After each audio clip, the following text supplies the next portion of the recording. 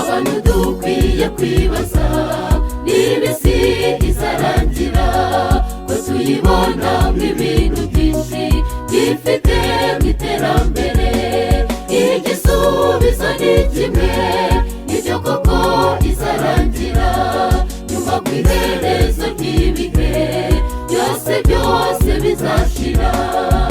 Amasezerano y'Uwiteka azasohora, reka duhore twiteguye, Yesu wo azagaruka. Amasezerano y'Uwiteka azasohora, reka duhore twiteguye, Yesu wo azagaruka.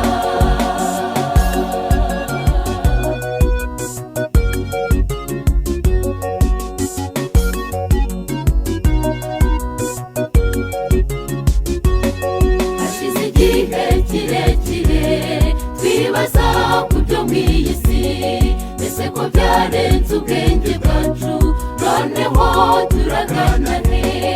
Amahano ni menshi ku isi, ibikorwa biteye isoni, mu miryango hari inzangano, wasiwe urarangiye. Amasezerano y'Uwiteka azasohora, reka duhore twiteguye, Yesu wo azagaruka. Amasezerano y'Uwiteka azasohora, reka duhore twiteguye, Yesu wo azagaruka.